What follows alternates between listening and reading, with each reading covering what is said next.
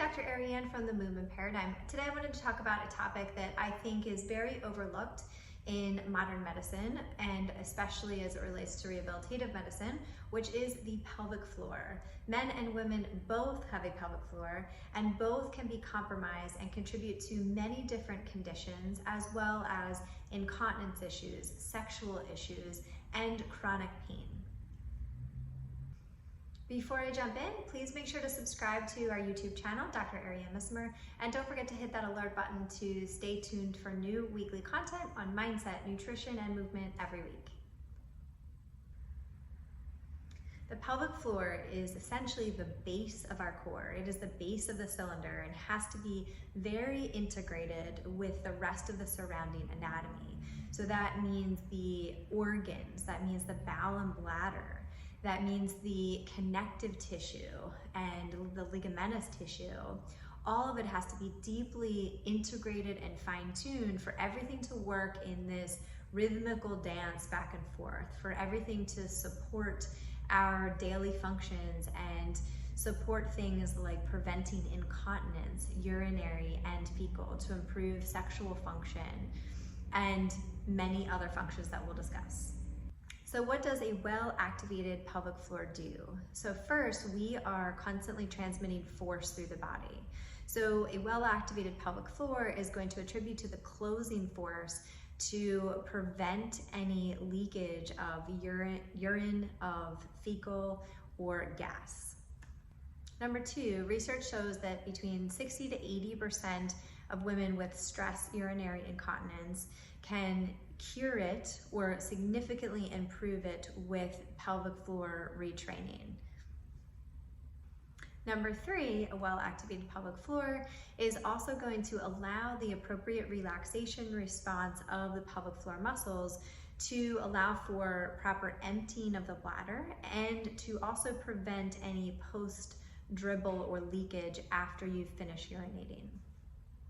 Number four, it should also relax enough for proper evacuation of the bowel, but provide enough resistance for optimal defecation. Number five, it also supports the internal organs, so the vagina, the bowel, and the bladder. So this, especially as it relates to women in pregnancy, the more intact the pelvic floor musculature is, that means that the less likely there will be for a prolapse.